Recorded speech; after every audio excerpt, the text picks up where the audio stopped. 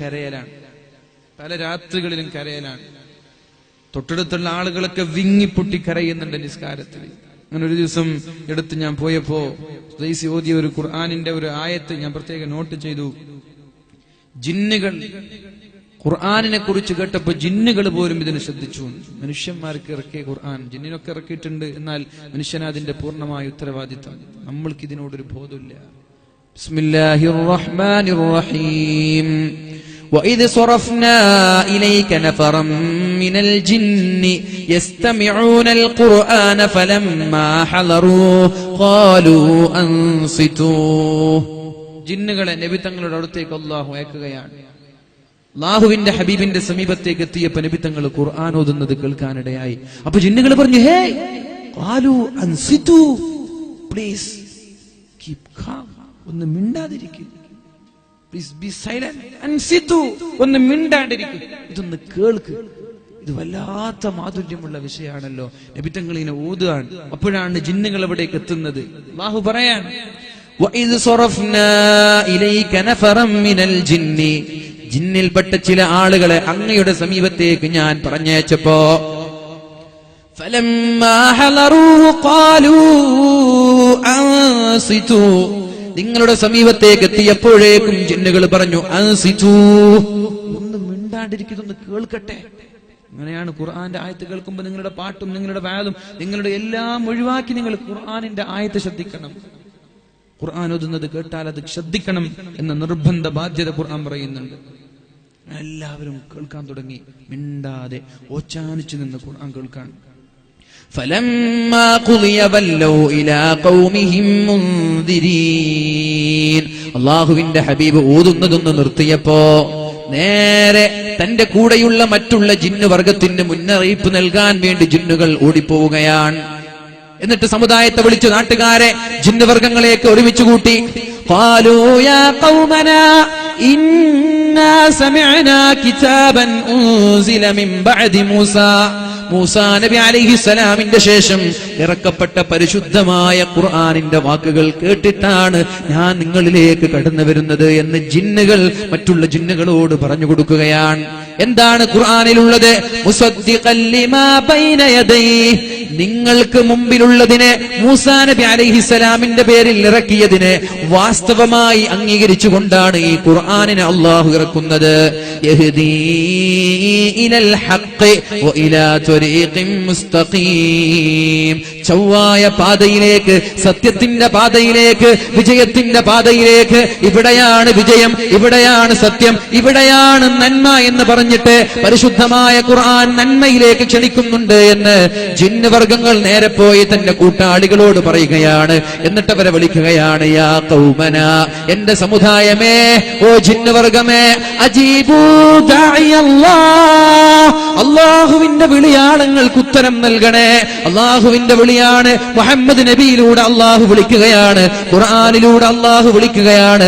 അജീബൂ ദാഇയല്ലാഹ്, അതുകൊണ്ട് അല്ലാഹുവിൽ വിശ്വസിച്ച് ഇസ്ലാമിലേക്ക് കടന്നു വരണം. അങ്ങനെ ഇസ്ലാമിലേക്ക് കടന്നു വന്നാലോ യഗ്ഫിർ ലക്കും മിൻ ദുനൂബിക്കും, നിങ്ങളുടെ പാപങ്ങൾ അല്ലാഹു പുറത്തു തരും. വയുജിറുക്കും മിൻ അദാബിൻ അലീം, വേദനാജനകമായ നരകത്തിന്റെ ശിക്ഷയിൽ നിന്ന് അല്ലാഹു നിങ്ങളെ സംരക്ഷിക്കുമെന്നും ജിന്ന് തന്റെ കൂടെയുള്ള ആളുകളോട് പറഞ്ഞു കൊടുക്കുന്ന രംഗം അല്ലാഹു പരിശുദ്ധമായ ഖുർആനിൽ പറയുന്നുണ്ട്. ഇനി ഇത് കേട്ടിട്ട് നന്നാവാൻ തീരുമാനിച്ചില്ല, നന്നാവാനുള്ള താല്പര്യമില്ലേ?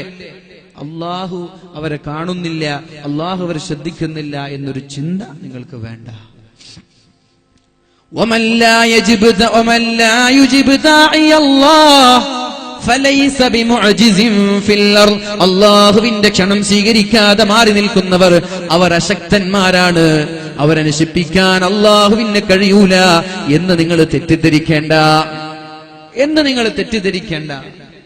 അല്ലാഹുവിന് കഴിയും, അല്ലാഹുവിന്റെ നിയന്ത്രണത്തിലാണ്. നിങ്ങൾ വിചാരിക്കും നമ്മൾ മുസ്ലിമീങ്ങളാണല്ലോ ഏറ്റവും കൂടുതൽ പരീക്ഷണം അനുഭവിക്കുന്നത്, അല്ലേ? മുസ്ലിമീങ്ങളാണല്ലോ ഏറ്റവും കൂടുതൽ പരീക്ഷണങ്ങൾ അനുഭവിക്കുന്നത്. കൊലപാതകങ്ങൾ മാസങ്ങളിൽ ഓരോന്നെന്ന രീതിയിൽ ഇവിടെ നടന്നുകൊണ്ടിരിക്കുകയാണ്. നമ്മളിങ്ങനെ സംയമനം പാലിക്കുകയാണ്. ചെറുപ്പക്കാരൊക്കെ ചോദിച്ചു തുടങ്ങി, പോരെ ഇനിയും വേണോ ഈ സംയമനം? ചെറുപ്പക്കാരെ ചോദിക്കാൻ തുടങ്ങി. എന്റെ പൊന്നു ചെറുപ്പക്കാരാ, നമ്മുടെ ആയുധം സംയമനമാണ്. നമ്മുടെ സംസ്കാരവും സംയമനമാണ്. എനിക്കറിയാം, അങ്ങനെ ചോദിച്ച ആളുകൾക്കറിയാം സംയമനം വേണമെന്ന് പറഞ്ഞപ്പം പോരെ, ഇനിയും വേണം ഈ സംയമനം. ഇത്ര കാലമായി 9 എണ്ണമായി നിരന്തരമായി കൊല ചെയ്യപ്പെടുകയാണ്.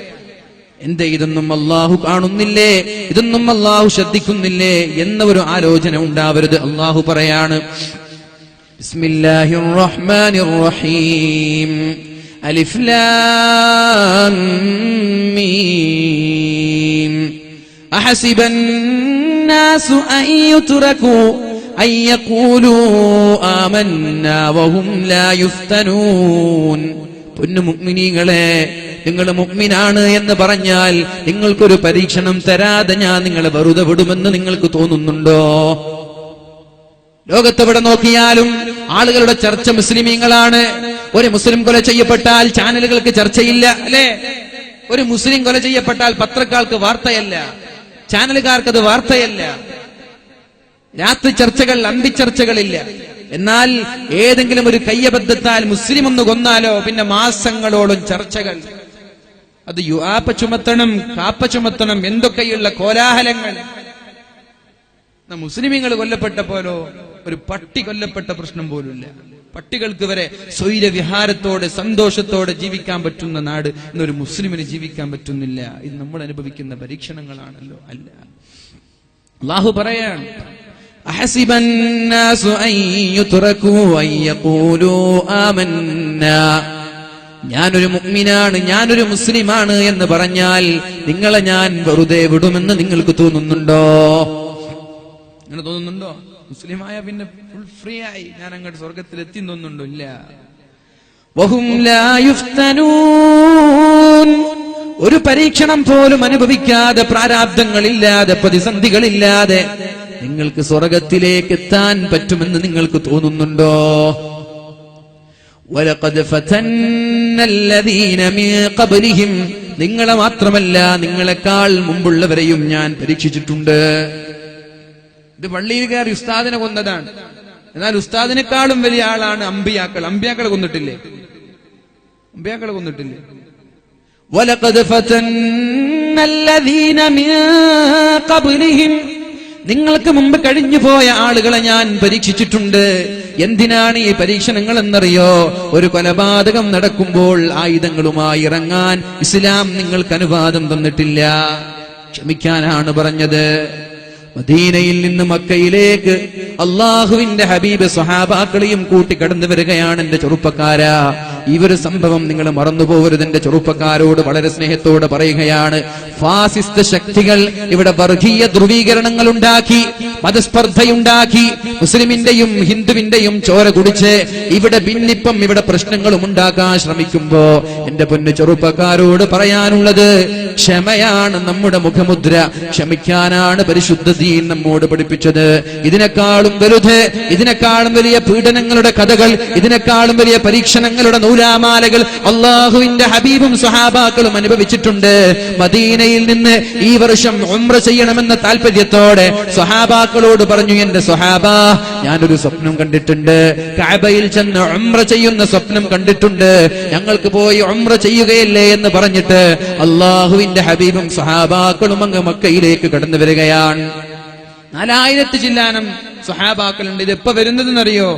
ബദർ യുദ്ധം വിജയിച്ചവരാണ് മുസ്ലിമീങ്ങൾ.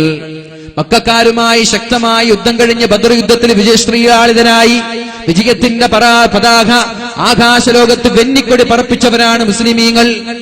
ആ 4000 സ്വഹാബാക്കളുമായി മദീനയിൽ നിന്ന് മക്കയിലേക്ക് അല്ലാഹുവിന്റെ ഹബീബും സ്വഹാബാക്കളും കടന്നു വരികയാണ് ഉംറ ചെയ്യാൻ വേണ്ടി. അപ്പോഴാണ് മഹാനായ ഉസ്മാൻ തങ്ങളെ പറഞ്ഞേക്കുന്നത് മക്കക്കാരായ മുശ്രിക്കീങ്ങളുടെ തീരുമാനം എന്തെന്നറിയാൻ. എന്നാൽ ഉസ്മാൻ തങ്ങളെ ബന്ദിയാക്കുകയാണ് മക്കക്കാരായ മുശ്രിക്കീങ്ങൾ ചെയ്തത്. നബി തങ്ങളെ ഹുദൈബിയയിലെത്തിയപ്പോ മക്കക്കാരായ മുശ്രിക്കീങ്ങൾ വന്നിട്ട് തടയുകയാണ്.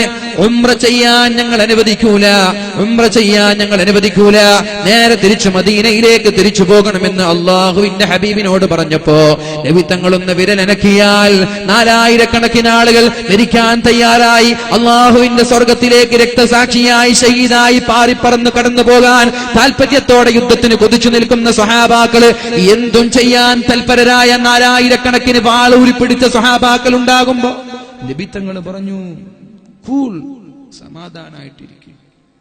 സഹാബാക്കൾക്കൊക്കെ ഒന്ന് രോമൊക്കെ ഒന്ന് എണീറ്റു.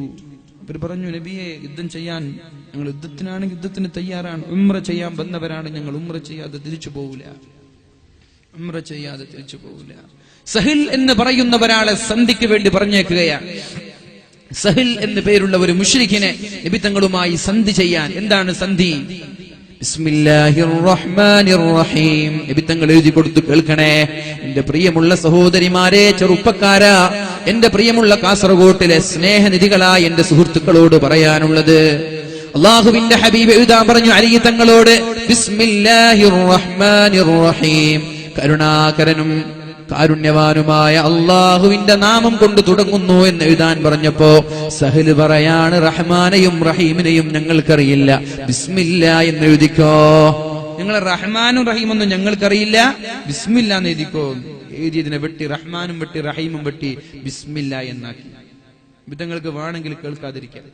അടുത്തത് മിൻ മുഹമ്മദ് റസൂലില്ലാ, അള്ളാഹുവിന്റെ പ്രവാചകനായ മുഹമ്മദാണ് എഴുതുന്നത്. മിൻ മുഹമ്മദ് ബിൻ അബ്ദില്ലാ എന്നെഴുതിയാൽ മതി, റസൂലുള്ള എന്നത് വേണ്ട. നിങ്ങൾ റസൂലാണെന്നുള്ള വിശ്വാസം ഞങ്ങൾക്കുണ്ടെങ്കിൽ ഞങ്ങൾ നിങ്ങൾ കൂടെ വരൂലേ? നിങ്ങൾ പ്രവാചകനാണെന്ന് ഞങ്ങൾക്ക് വിശ്വാസമില്ല. അതുകൊണ്ട് മിൻ മുഹമ്മദ് റസൂലില്ല എന്ന് വേണ്ട, മുഹമ്മദ് ബിൻ അബ്ദില്ല എന്ന് എഴുതിയാൽ മതി. അലിയിനോട് വെട്ടാൻ പറഞ്ഞപ്പോ, ആ റസൂലുള്ള എന്നത് വെട്ടാൻ പറഞ്ഞപ്പോ അലി തങ്ങളുടെ കൈകൾക്ക് ധൈര്യം വന്നില്ല. എങ്ങനെയാണ് റസൂലുള്ള എന്നൊരു പദം വെട്ടിപ്പോകുന്നത്? ഹബീബിനോട് സ്നേഹമുള്ള ഒരാൾക്ക് എങ്ങനെയാണ് റസൂലുള്ള എന്ന് പറഞ്ഞ വാക്കിന്റെ മുകളിൽ പേന കൊണ്ട് എഴുതാൻ പറ്റുന്നത്? അലി പറഞ്ഞു, നബിയെ എനിക്ക് പറ്റൂല, നബിയെ എനിക്ക് പറ്റൂല. അവസാനം അള്ളാഹുവിന്റെ ഹബീബ് നിർബന്ധിപ്പിച്ചപ്പോ മഹാനായ അലി തങ്ങൾക്ക് വെട്ടേണ്ടി വന്നു. എന്നിട്ട് തീരുമാനം എന്താ? മദീനയിൽ നിന്ന് മുസ്ലിമീങ്ങളായ ആളുകളിൽ നിന്ന് ആരെങ്കിലും മക്കയിലേക്ക് കടന്നു വന്നാൽ അവരെ ഞങ്ങൾ രണ്ട് കൈയും നീട്ടി സ്വീകരിക്കും. എന്നാൽ മക്കയിൽ നിന്ന് ആരെങ്കിലും മുസ്ലിമായി മദീനയിലേക്ക് വന്നാൽ നിങ്ങൾ അവരെ സ്വീകരിക്കാൻ പാടില്ല, പറഞ്ഞേക്കണം. കേൾക്കുന്നുണ്ടോ? അവിടെ സ്ക്രീൻ ഉണ്ടാ? അതെല്ലാരും അങ്ങോട്ട് നോക്കുന്നല്ലേ? ഞാൻ വിചാരിക്കും എന്താ എല്ലാരും അങ്ങോട്ട് നോക്കുന്നത്. മദീനയിൽ നിന്ന് ആരെങ്കിലും ഇസ്ലാമിൽ നിന്ന് പിന്മാറി മക്കയിലേക്ക് കടന്നു വന്നാൽ അവരെ സ്വീകരിക്കും, ഞങ്ങൾ അവരെ കൈയും നീട്ടി സ്വീകരിക്കും. എന്നാൽ മക്കയിൽ നിന്ന് ആരെങ്കിലും ഇസ്ലാമിലേക്ക് കടന്നു വന്നാൽ അവരെ നിങ്ങൾ സ്വീകരിക്കാൻ പാടില്ല. ഒപ്പുവെക്ക്. ഒപ്പ് ചെയ്തു. നിങ്ങൾ ആലോചിച്ച്, ഇങ്ങനെ ഒരു ഒപ്പിന് നിങ്ങൾ തയ്യാറാവോ? നബി തങ്ങൾ തയ്യാറാവാണ്. കുഴപ്പമില്ല, മുസ്ലിമായിട്ട് വന്നവരെ ഞങ്ങൾ സ്വീകരിക്കൂല, എന്നാൽ ഞങ്ങൾ ആളിൽ നിന്ന് വന്നാൽ നിങ്ങൾ സ്വീകരിച്ചോളി. ഒപ്പിട്ട് കൊടുത്തു. പിന്നെ അടുത്ത വാഗ്ദാനം, 10 വർഷത്തോളം ഉംറ ചെയ്യാൻ നിങ്ങൾ വരാൻ പാടില്ല. 10 വർഷക്കാലം മദീനയിൽ നിന്ന് മക്കയിലേക്ക് വരാൻ പാടില്ല. വീണ്ടും ഒപ്പ് ചെയ്തു, ഒപ്പ് വെച്ചു കൊടുത്തു. അപ്പോഴാണ് സഹിൽ എന്ന് പറയുന്ന ഒപ്പ് വെക്കുന്ന സന്ധി ചെയ്യുന്ന ഒരാളുടെ ആ സഹോദരന്റെ മകൻ ഇസ്ലാം സ്വീകരിച്ച് ഹബീബിന്റെ സമീപത്തേക്ക് കടന്നു വരുന്നത്. കൈകാലുകളിൽ ചങ്ങലയുണ്ട്. അബൂജന്തൽ റളിയല്ലാഹു അൻഹു, അദ്ദേഹത്തിന്റെ കൈകളിൽ ചങ്ങലക്കെട്ടുകളുണ്ട്. എവിടെയോ ബന്ദിയാക്കിയിരിക്കുന്ന സ്ഥലത്തു നിന്ന് ശത്രുക്കളോട് പോരാടി കൈകാലുകളിലുള്ള ചങ്ങലകൾ പൊട്ടിച്ചുകൊണ്ട് ഹബീബിന്റെ സമീപത്തേക്ക് ഓടി വന്നുകൊണ്ട് പറഞ്ഞു, യാ റസൂലല്ലാഹ്, അല്ലാഹുവിന്റെ ഹബീബേ, ഞാൻ അങ്ങയുടെ കൂടെ മദീനയിലേക്ക് കടന്നു വരികയാണ് നബിയെ, എന്നെയും താങ്കൾ മദീനയിലേക്ക് കൂടെ കൊണ്ടുപോകണമെന്ന് പറഞ്ഞപ്പോ, ശത്രുക്കളുടെ ശിക്ഷ സഹിക്കാൻ ഞങ്ങൾക്ക് കഴിയുന്നില്ല, ശത്രുക്കളുടെ പരീക്ഷണം സഹിക്കാൻ കഴിയുന്നില്ല, ജയിൽ പുള്ളിയാക്കി ക്രൂരമായി പീഡിപ്പിക്കുകയാണ് റസൂലേ, എന്റെ ശരീരത്തിലുള്ള അടികളുടെ പാടുകൾ കാണുന്നുണ്ടല്ലോ, ഞാൻ അങ്ങയുടെ കൂടെ കടന്നു വരട്ടെ എന്ന് മുത്തുനബിയോട്